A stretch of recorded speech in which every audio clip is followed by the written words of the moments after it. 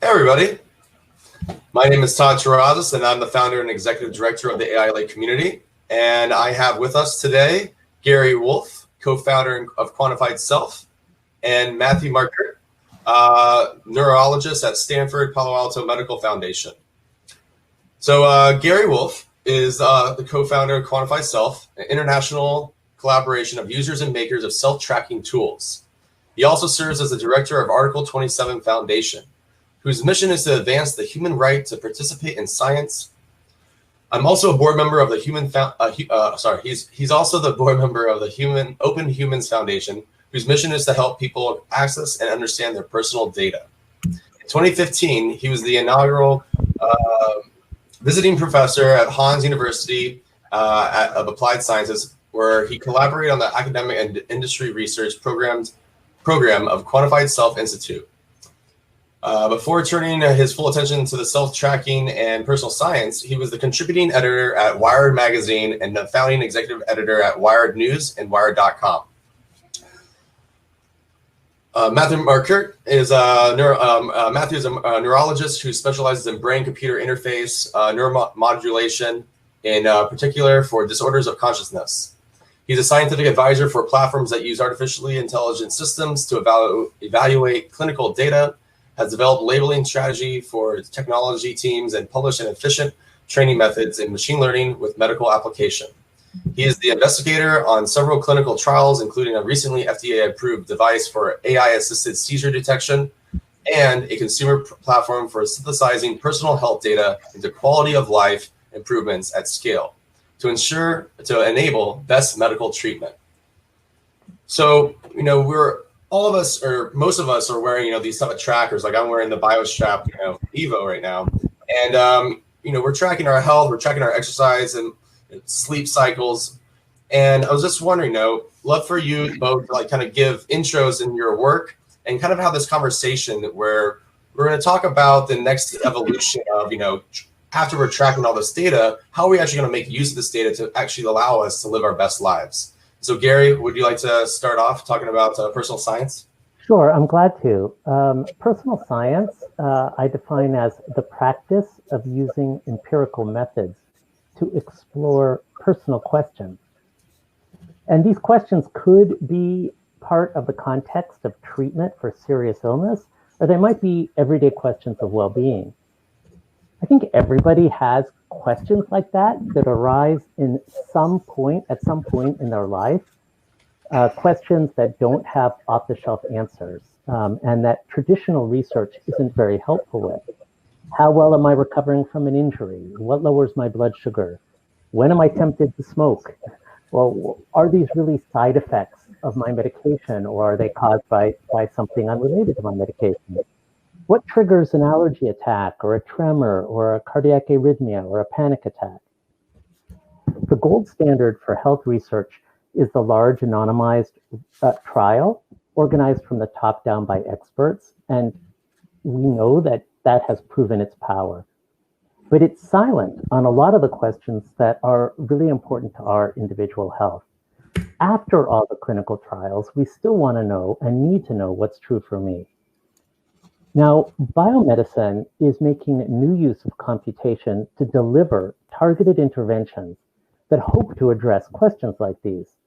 Now, that's a very complex and expensive team sport. The typical method is to aggregate data from many individuals and to use this data to make predictions that apply to smaller and smaller groups until ultimately they can make individual predictions. In a sense, they get down to a group of one. And in certain instances, these success in identifying and delivering these targeted interventions may already be happening, but in most cases, the AI promise in biomedicine asks us to keep our eyes focused on a very distant horizon. Now, the personal science, the kind of personal science that I'm interested in, has a very different approach. Advances in computation are important to progress in personal science, but these advances aren't so much projections into a visionary or dreamlike future, but involve immediately available and very near-term capacities to take sensor data and express it as personally relevant measurements. Measurements that are and will be important to personal science include things like sleep and activity measures, breathing rate, blood oxygenation, blood sugar, blood pressure, and physical measurements such as tremor and voice steadiness. My prompt for this next hour of conversation is to ask not what we imagine AI could mean for biomedicine in the distant future, but to articulate what we want to do with these new measurement capacities right now, and what are the barriers and the missing tools that we need to create in order to make these new measurements meaningful. So I look forward to our conversation. Thanks, me too. You know, one of the best Saturday Night Live sketches I saw in the last year was Adam Sandler having a travel agency that takes people to Italy. And he says, you know, please don't be sad. If you're sad at home, you're going to be sad here. And he says, what I can do for you is I can take you to Tuscany and show you wine. What I can't do is change why you drink. And it shows a picture of A.D. Bryant, like chugging a glass of wine. And I thought that was really funny. And I'm a clinician. I see people in the office, and I couldn't agree more about how people want to see, they want these metrics to see how things affect their sleep, they affect their, and the reason is because a lot of times I'm half an idiot. I'm pretty decent at pattern recognition, I guess. But sometimes someone comes in and they've got headaches, and it's abundantly clear to me what the real problem is. They've got lots of risk factors, but it's very clear what the real problem is. The real problem is they need a new roommate. That's their problem. Their roommate might be their family member or whatever it is, but that is clearly the stressor. And getting feedback that helps us look at things that are much smaller than that, but are just as related to behavioral changes, to behavioral choices, is really important. And I think that the solution to that is offloading it into a place where someone smarter than us is looking at it.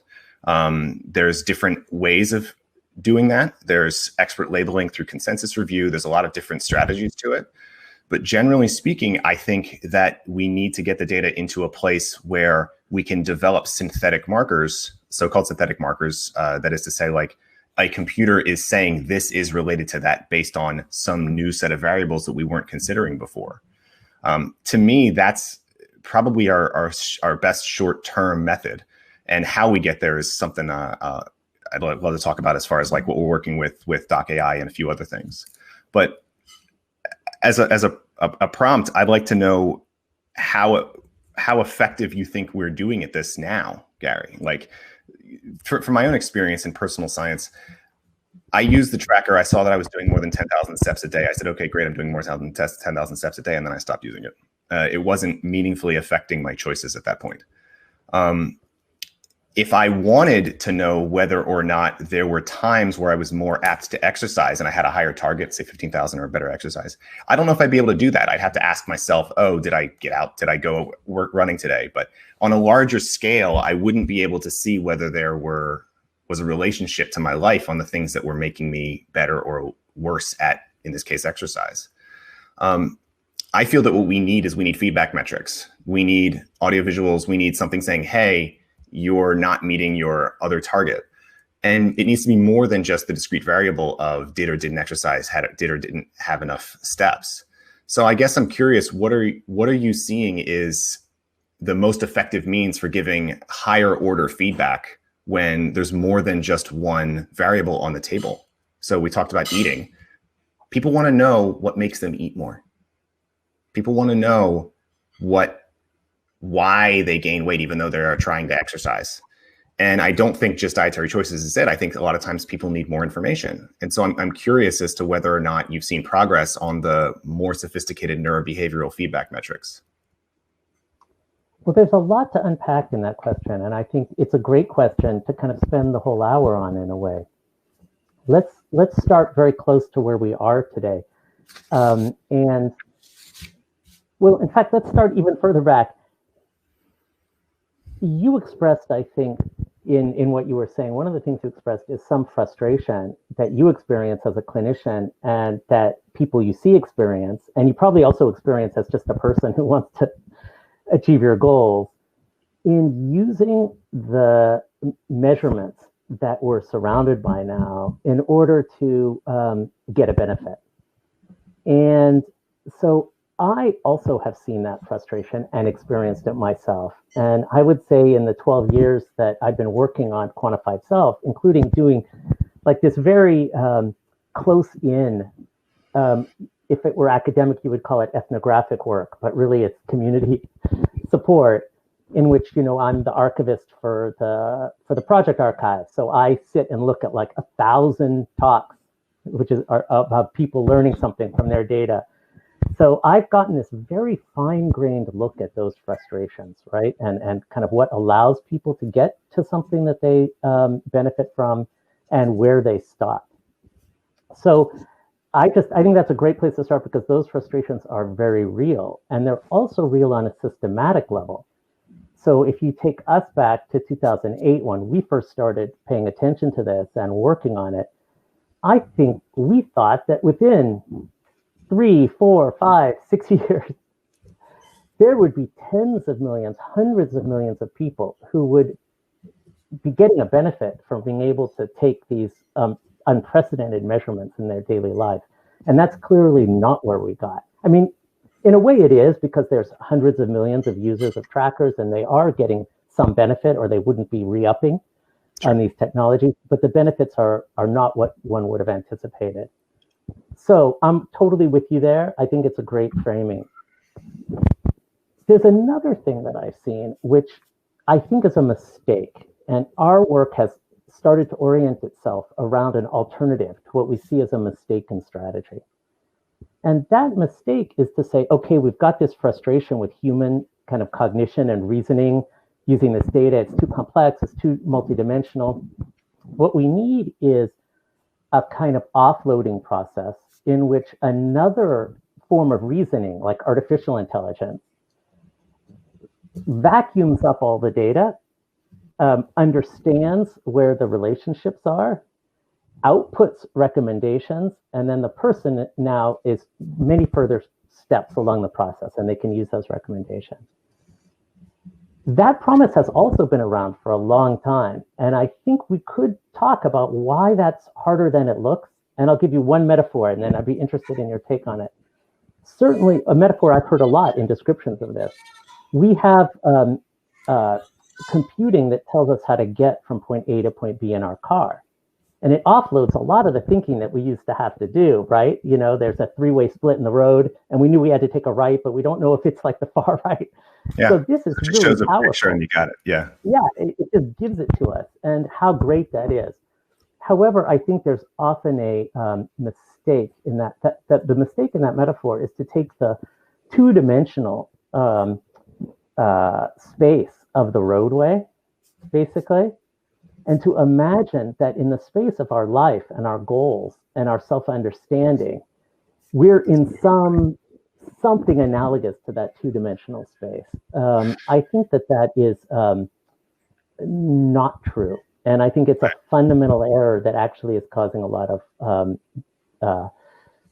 you mean the idea that people are trying, they think that the solution is to try to get somewhere rather than what they're really looking for is to be happy or something like that, and there's no arrow for that? No, what I mean is that it underestimates the amount of abstraction and simplification that's in the roadway system. Oh yeah, which is fundamentally like literally a two-dimensional space, an XY axis. And it's not even that entire plane, right? It's actually only like one-dimensional lines that traverse that plane, right? So if you think of it computationally, the question is, what is the dimensional scale of the space that we're looking at in terms of helping people achieve their life goals? And what I would put out there as a placeholder for the alternative is to say, I don't think we even know what that scale is. I completely agree. It's not like, okay, we just need to now deal with 100 dimensions instead of 2 dimensions. We actually don't have the dimensions characterized. I completely agree. And I don't think, in a way, I actually think that it is probably already exceeded the limits of human cognitive capacity to answer it. So even if you presented with me a list of 400 things that lead to someone having an asthma attack and said, hey, just so you know, of these 400, 90% are these top 30. I still don't think that we would be able to, for the average person, be able to sort through that across a population to reduce asthma attacks. You could do what we do. Don't smoke, stay away from hay fever, use your inhalers. We could do the top 10. But the result of that, we've had 60 years of trying to figure out what that is. The result of that is that asthma exacerbations remain one of the largest causes for admission to a hospital, the largest causes for people going on ventilation, et cetera.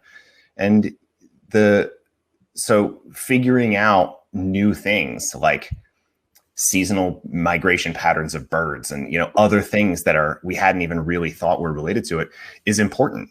And that's the type of synthetic marker that I would say for that particular outcome is important. One that we hadn't thought of, and we need to get all of that information onto a platform, and it has to be collected for everybody so that something that's at least good at search. When you've got people who are really, really good at teaching systems to recognize the difference between a tree branch and a rifle from a satellite photo in North Korea, those brains and those search systems need to apply themselves towards these problems. And when they do, I don't have much doubt that we're going to make huge gains. But for now, we're like whack-a-mole. We're still idiots with hammers, just like knocking. Oh, look, stop. Oh, look, that's good. Look at that. It's just not enough. I think that's plausible. That's for sure plausible. And that's kind of the distant horizon that we're looking towards in biomedicine. But I guess I would also propose, in the meantime, a different approach, which is one that addresses the barriers that people face at an individual level at thinking clearly about their own health challenges. And those barriers are significant, but they're different kinds of barriers, right? They're not the kinds of barriers that you address through hundreds of millions of dollars in investment in biomedical systematic approaches to uploading lots and lots and lots of aggregate data and featurizing it and et cetera, segmenting and downloading your recommendations. Instead, you help people with their reasoning process very close in. You help them, for instance, formulate a question that's empirically tractable. That's actually quite hard for people. Like, what is my question? Sure. You help them design a process of answering their question using the computation that's available to them in their everyday lives, the sensors and the analytics, the data storage solutions, right? And then you help them operationalize that design. Like, you help them actually step by step go through a process. And then you help them share what they've learned from that process with people who know more than them, including clinicians and peers. I think something like that, a kind of 5-step, well understood support for reasoning with our computational data could get people to understand, for instance, their triggers for allergy. Now, it might not capture the edge cases where, somebody's being triggered by the big umbrella you get. Yeah, they could be triggered by an exposure to something that they have some kind of genetic variant that makes them especially sensitive to, but you don't have their full genome. There's many hard problems around the edges. Yeah. But if they want to know something like, I've had these asthma attacks more since I moved to a new apartment. Right. That you can really help with. It still takes computation. And actually, there's a very interesting role for AI in that computation. But I think that it's kind of a very close in, AI meaning computation, machine learning, taking data and processing it. But I think it's very close in. I think it is. And the challenge that I've found is that it's such a work-intensive process to know whether or not people know what question to ask, to know whether or not people know how to go about collecting the data once they know what question to ask, to figure out who is good at collecting the data once they know what data to collect, to figure out who is good at presenting the data once they've collected it. Like, every one of these steps has noise in it. And so it seems to me that to do it individually requires high intensity, high cost coaches, basically, who follow you to your house, who do all this other stuff, which works personally, but at scale doesn't. And so then I can't see, the place that my brain goes to is incentivize quality data. Mm-hmm. That's where my brain goes to. And so if built within the system is incentivization of quality data, you do two things. One, you enable cheaters and you do other things, but you also put a filter on it so that you don't ask the question until you're at least dealing with a population of people who can answer it.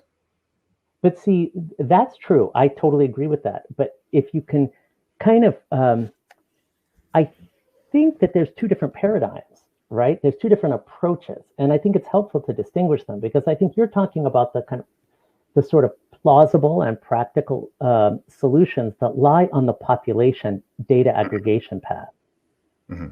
So in that sense, you're building up, you're taking data from individuals, you're aggregating it into a big data store, you're processing it so that you understand it multidimensionally, all the different things that could be influencing the outcomes. And then you're feeding that conclusion back to a segment. To the user, yeah. Ultimately to a single user. I mean, the hope is that you go in and you say, I'm having more asthma attacks in this apartment. What's happening? Beep, boop, boop, boop, boop. And you get an answer. But in order for that answer to have any, to me, validity and reliability across different apartments and different people, there needs to be an understanding of already many apartments, many people, many different things. And I don't know how to get that. Yeah. Sorry to interrupt, but what if you don't take that group approach, right? So what if you don't go all the way up to the group, understand all the apartments, and then all the way back down to the individual? What if you do something where you simply give them a chance to observe in the apartment, out of the apartment, on, off, had an asthma attack or didn't have an asthma attack, on, off? I think it's that kind of approach that I've seen work, where in a relatively short period of time, like 2 months, 3 months, you start to gain insight into the influence of your apartment on your asthma attacks. The benefit of that is that by the time we get to this kind of bottom up to top down system, this aggregated system, that person's asthma attack aren't relevant probably anymore, because we've waited decades and decades to deliver the answer to them. Whereas this approach takes place on, in weeks or months. So it's like a day to day. Yeah, and so for what it's worth, I think that will work well with stressors for which there is a singular association with the outcome, and for which there is a tight or short temporal relationship with the outcome. So if the advancement is presence of apartment, yes or no, and short-term influence on asthma exacerbation, yes or no, I think that will work. For what it's worth, I think for most people, when the relationship is that solid, they probably know already. They weren't having asthma attacks; they're having them here. They'll look for mold. I don't want to get too in the weeds about the analogy, because I realize it's just that. It's just there's many examples of this. But I just, as a systems approach, my sense is that will work well for where there's a univariate association with that outcome, and where there's a short temporal relationship with the stressor. And I think that if the challenge is, well, this is only a relationship with your asthma when you're eating these kinds of foods and during this time of the year, I think people will likely never figure it out. I think it will take, because they'll be like, well, I've been in this apartment for the longest time. It didn't happen before. But it turns out the largest contributor is the mold in their things. It's just, it doesn't matter most of the year, and or also when they weren't using their medications, or it's a delayed immune response from a cold that they got 4 weeks ago that is only now upregulating their helper T cells. I don't know, but I'm just giving you an example of where the challenges are when it's not a simple one-to-one. And I think that you know that already, of course. Yes, I totally agree. And I think it's a really good point. It's like, how much complexity. This is a judgment call, right, about investment in systems, in which you can take on infinite complexity at infinite cost with infinite time. Actually, that's nonsense. So, but like one can imagine going up to scale. Yes. So, I guess let me give an example. There's a data type that's been emerging in the quantified self community that is way too complex for anybody to observe just with their unaided consciousness. Okay. And I don't know what it will ultimately be called. I know it won't ultimately be called what people are calling it, but it's being called rhythmicity. Okay. So are you familiar with rhythmicity? You must be as a No, I'm not. But I totally get what people are probably doing. Periodic patterns that are emerging within whatever it is that they're looking for. Right, circadian cycles, ultradian cycles. So you're asking things like how well correlated cyclically are two or more phenomenon, and do they get out of sync, or do they get more or less cyclical? And this arises because we know physiologically some of this stuff is really important. Like it's really important to have these kind of rises and falls in your heart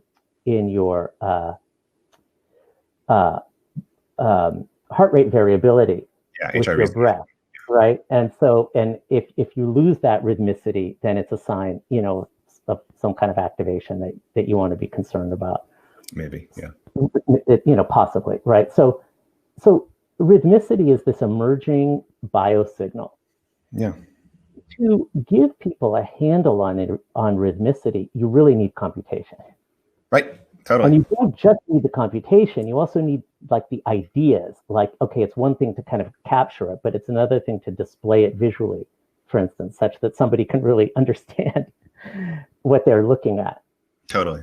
And so I think some of the things that you're talking about, where you have more than one cause or you have time delays, I agree, these are really big challenges. And in fact, I think those are like if there were somebody listening today who was anticipating a career in computation of some kind, either as a computer scientist or a software engineer, they were really focused on AI, they wanted to use AI to make contributions to health, this is exactly where I would point them. I would point them to these very near-term features of our personal data that require computation to reveal to our mind. Now, I agree with you up to there, but in a sense, due to the fact that I stay very close to people trying to learn things, I would almost stop there. I wouldn't go all the way to, then we have the features, then we have the data aggregated from millions of users, then we have the conclusions about human physiology that we can turn into recommendations that we can deliver. That may happen, but we're talking too far in the future to help anybody that I care about right now. I would push back a little bit on that. And I think a big part of it also depends not just on what we already talked about, which is a univariate association with the outcome and a temporal relationship, but also whether your outcome is well defined. And so, we talk, just to take the analogy a little bit further, you mentioned admissions for asthma attack. Did that person have an asthma attack, or did that person have a panic attack? Because they feel pretty similar to people sometimes. And so and that frankly, with only those two, or a heart attack is, also can happen. People who admit to thinking they're having a heart attack, but are really having panic disorder is most people who are being evaluated for cardiac symptoms are actually having non-cardiac chest pain. And so we haven't even discussed how hard it is if you're chasing the wrong outcome, or if your outcome is poorly defined. And so I would go so far as to say, you said something at the end there, which is that you think it will take too long. I don't. I do agree that we absolutely need people who will evaluate these emergent properties that are occurring with these data management systems or these data collection systems. I totally agree. Just as an aside, one of the things that I do is I do deep electrode implants into the brain for seizures. So it will actually have electrodes that are in someone's temporal lobe, and it waits until it sees a seizure pattern, and then it will provide an electrostimulation to arrest that seizure pattern. But what it also does is it collects seizure activity. And so we have now intracranial data on seizure preponderance over time. And we're seeing something we never knew we were going to see before, which is we're seeing periodic rhythmicity across, for example, 3 months or something like that, something we would never expect to see. The only analog to this is there are women who have what are called catamenial seizures, which is they have them in a couple of days before or after their menstruation. And there's a well-known association with certain hormones with that. There's certain hormones that over-the-counter oral contraceptive pills may solicit seizures for this reason. But why would a man who has seizures have seizures that are occurring with increased frequency appears to be about every 100 days? I have no earthly idea. This person's on the same medication. So there's an emergence of a property of rhythmicity within this that seems to have some kind of relationship, and it's not their sleep. It doesn't seem to be their sleep. Anyway, so my point is I agree with you, and I think we do need to do that. I think that we only get quality data for that when we have a good outcome. In this case, we have an electrophysiologically defined outcome where a seizure is if it meets this criteria or if it doesn't. And if we didn't have that, if we went by whether this person felt that they thought they might be having a seizure, it would have been way noisier. And frankly, for the individuals that I'm talking about, most of them don't know that they're having a seizure because the device detects it and then arrests it before it becomes a clinical feature. So they actually never feel anything. It's just going off 700 or 800 times a day. And so, you know, in the short term, I think that there are outcomes for which it can help. I think it won't be most people because I think most people don't have illnesses that are well defined. I think that most people we're dealing with consumer level has to do with wellness, sleep, things like that, things that kind of broach into the clinical picture. But depression is a poorly defined outcome in my world. Okay, so this is really interesting. I think this is super useful because I think between Matthew, you and I, we're giving like very accurate pictures of the two different modes of using computation for health, a biomedical mode in a sense and a personal science mode. And I think the biomedical mode is extremely important. So sometimes I get frustrated when they are mistaken for each other. Yeah. But I think what you were describing is basically biomedical research, which could result in conclusions, like scientifically, you know, reliable conclusions about rhythmicity and seizures. I mean, this is a huge step forward, and we all want that. I think anybody who cares about the topic would want that. So, but I think it's something different, and I think that difference comes out really clearly in your description of outcome measures. Mm-hmm. So if you want to, for instance, develop new treatment protocols, which can be reliably and ethically applied in biomedicine, you need really good outcome measurements because you're going to be promising people, in a sense, implicitly or explicitly, that we're going to do this thing and it's going to apply to these cases. Ground truth, though, in personal science is not biomedical outcome measures. Ground truth in personal science, because it's really about what matters to you in this moment, is can the phenomenon that you've identified as a phenomenon of concern be made tractable, be made kind of, can you cope with it better using empirical methods? Now, there's an overlap. So I want to just bracket the overlap. Obviously, there's an overlap, but it's not at all an entire overlap. So something like, for instance, cardiac arrhythmia, say, which is something I've looked into quite a bit. Sure. For many kinds of cardiac arrhythmias, there aren't actually very good biomedical treatments for most people. So if you take something like premature ventricular contractions, some small number of people are going to get a surgery, some larger number of people are going to take beta blockers, and for everybody else, they're going to be told, these things happen, right? So let's just say that I hope, as somebody who has PVCs, that biomedicine makes a lot of progress on PVCs and ultimately will be able to do what you're saying and supply. If it were a pill, I'd take the pill. Right, sure. You know. But in the meantime, me and the millions or tens of millions of other people who have PVCs, we know that they're influenced by things in our daily life. And we're really on the hunt for things that we can figure out about our PVCs to improve them. And so there's a whole, so this is the other side, right? So in biomedicine, AI is used to kind of understand phenomenon at a general level that could then be applied, ultimately translated to individual treatments. In personal science, AI is used to kind of featurize and phenomenon and make them more tractable so you can think more clearly about them. And ground truth in personal science is going to be, is the phenomenon that you care about, like the amount of time that your days are disturbed by arrhythmias. Say, like I can mark good days and bad days, for instance, and I want to have good days, more good days than bad days. So in this example, to be clear, in this example, the frequency of PVCs is known or felt to be affecting personal life and livelihood? Right. So the ground truth is the personal effect. And it's a really good example, I think, because a cardiologist will tell you, look, we worry about the PVCs that you don't feel, for instance. Like just like, you can worry about seizures that are not detected by the person. Sure. That's a totally legitimate worry. That's the biomedical worry. Yeah. But the personal concern that is tractable with personal science is the PVCs you do feel and that affect your daily life. I think you made a really good point about using AI as a way to give feedback individually to help understand how to ask a question and what question to ask. So in this case, the question would be, are my PVCs affecting my life, right? Now, for some people, they would say, of course it is. I can feel it. Look, I got to sit down. I got to take a break. Okay, well, that's an easy and obvious answer. I think for some people that maybe PVCs aren't the best example, but I think for some people, the thing that they're chasing isn't going to go anywhere. And they don't know that it's not going to go anywhere because they don't know how to ask a question or associate things.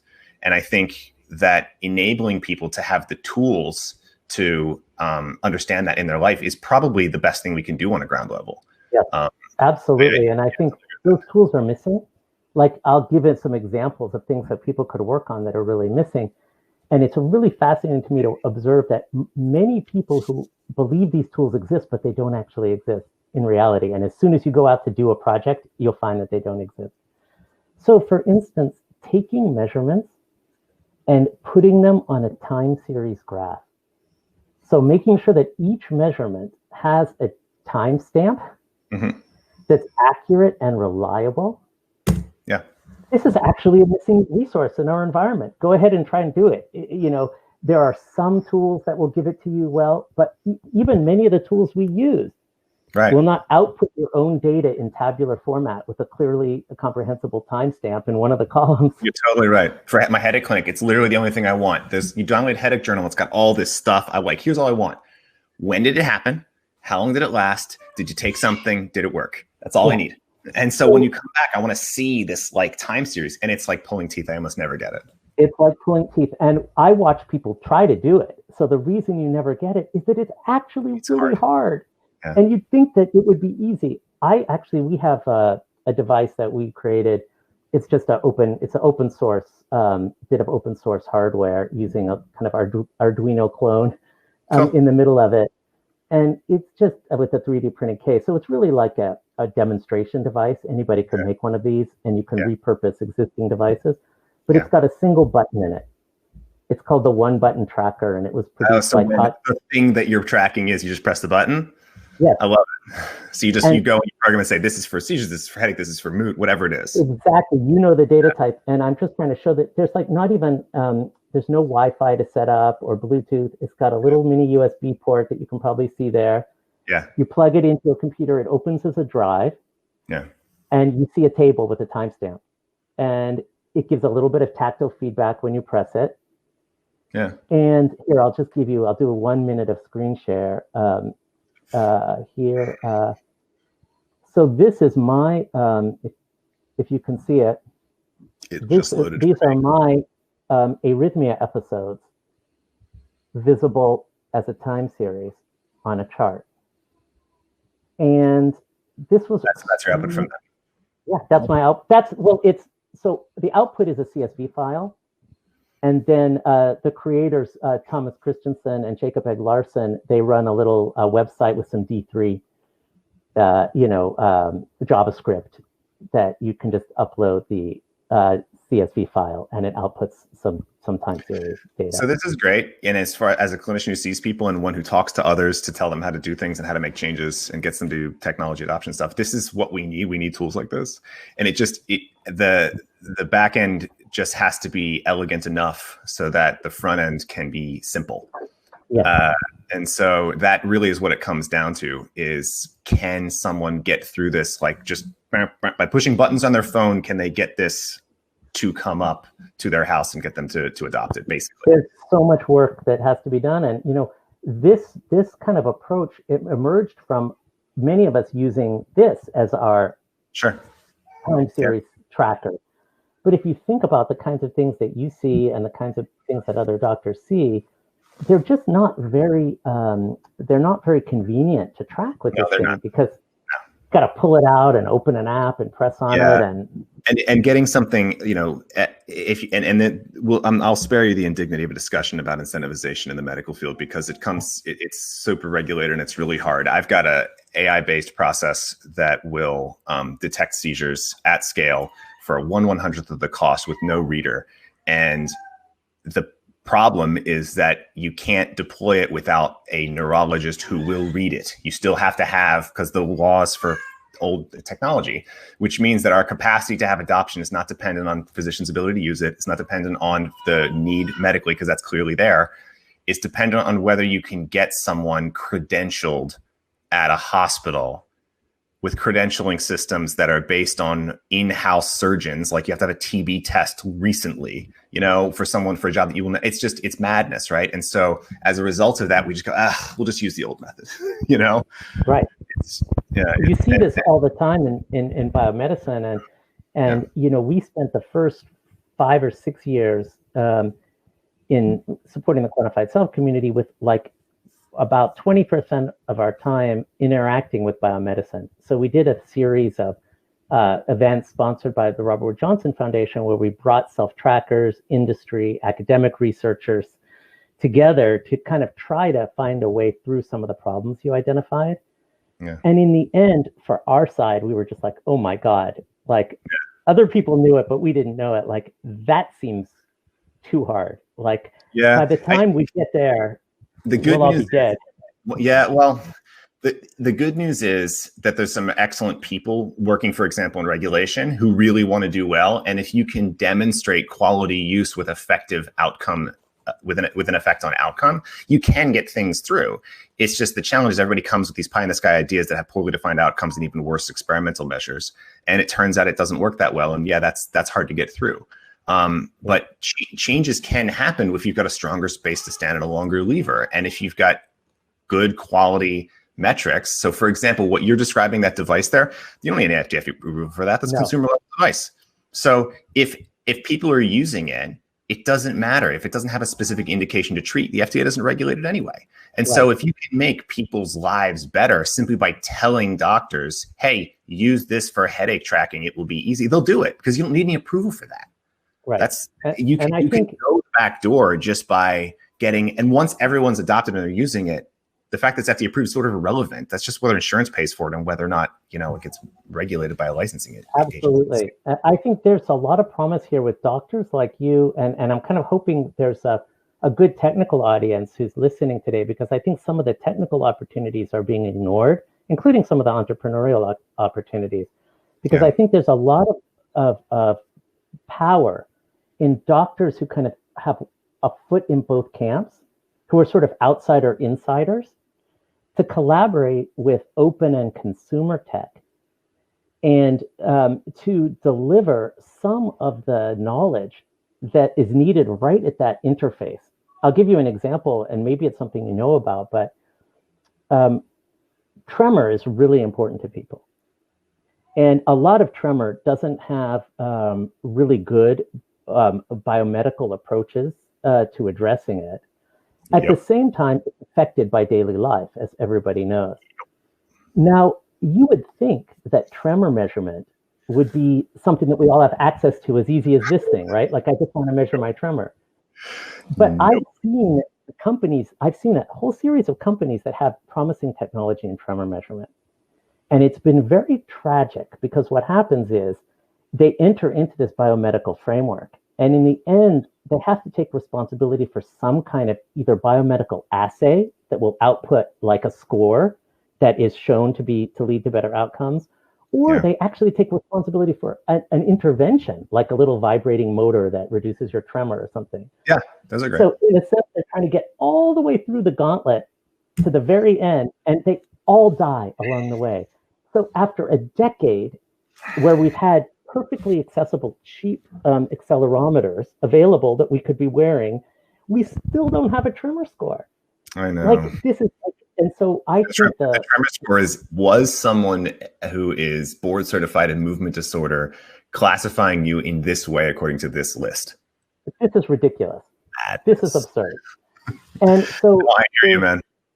there's an opportunity here for people who really want to take kind of a computing that they have, resources that they can deploy, put a tremor detector on the wrist, output a tremor score, and just leave it at that, and allow the physicians to kind of build a layer on top of that.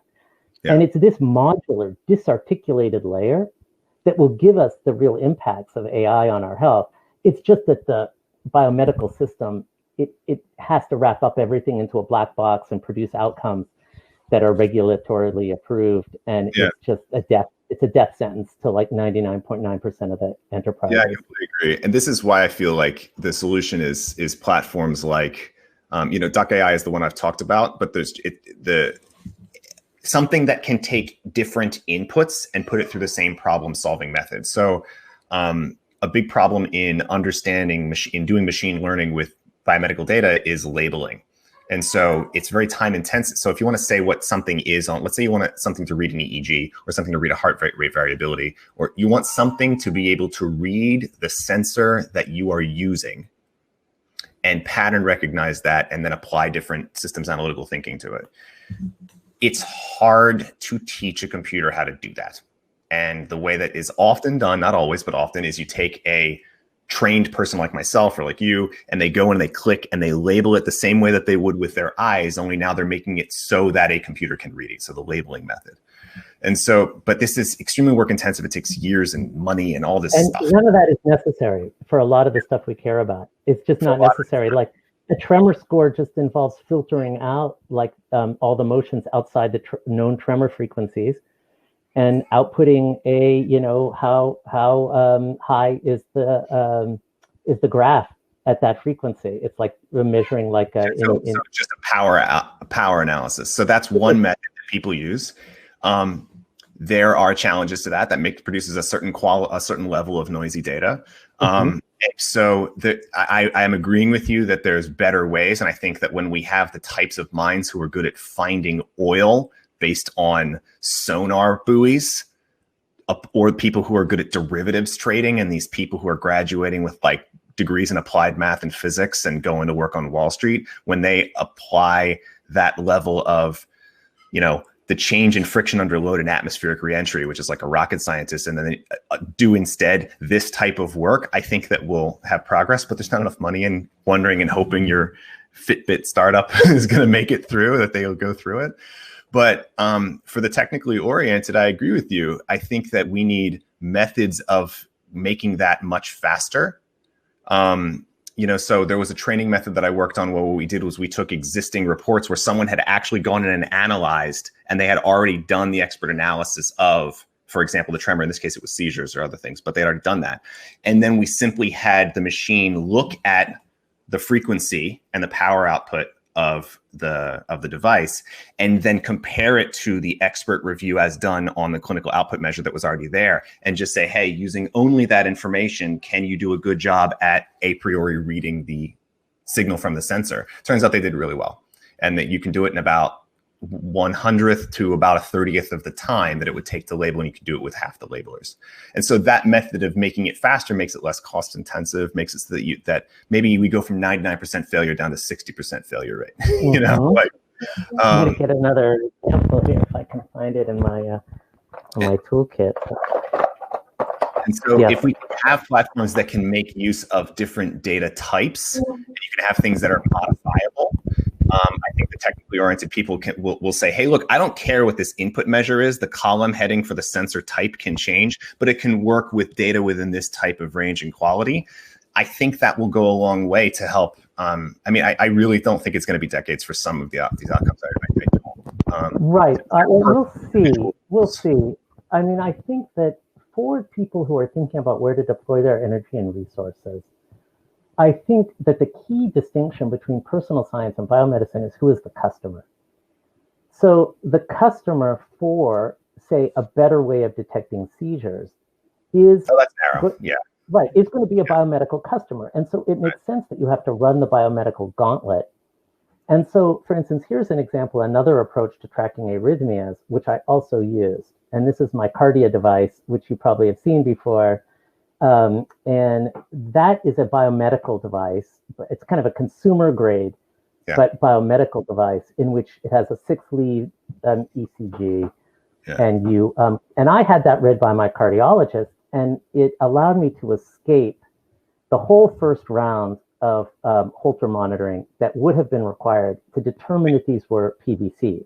Yeah. I eventually did another round of biomedical monitoring to determine the percentage of time in PVCs, but nonetheless, this saved me a big step. Yeah. Now, this was a very expensive. Dr. Dave Albert did this. I think he's on Doc AI board with you, maybe, but he spent a decade doing this, and he's able to bill insurance and charge for it, and the customer is biomedicine. However, those are rare. Those are successes. They are rare. I will say that I did my PhD in stroke, and I didn't do it because I was particularly interested in stroke. I did it because I was interested in a definable outcome that had a clinical and a radiographic correlate, so I could prove it when it actually occurred. Because what I was interested in doing was studying the methods of understanding things. That's what I was really interested in. And so I did seizures. Seizures are a little bit more clinically interesting when they're happening. You have to see them, you have to talk to people.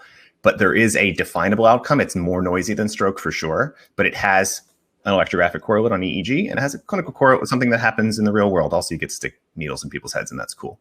But again, I'm not particularly interested in seizures except as a way to enable that process, because what I'm going is from very definable stroke to less definable, but still definable, because what I really care about is the world of varying outcome measures, which are different for every person based on what question they want to ask and what they want to do in that case. And I might be wrong about this, but I feel that if we can't develop systems that are accurate on knowable outcomes, we're going to have an extremely difficult time doing it on less knowable or even unknowable outcomes. And so this is a subtle point, and I think it's a great place to kind of start a wrap up, because I think what you're talking about, if I'll risk like a term of art, but I think what you're talking about is an epistemological difference, because you're asking like, what is knowable and what does it mean to know, and what is it, and we're easily convinced by bullshit. We are. Right. But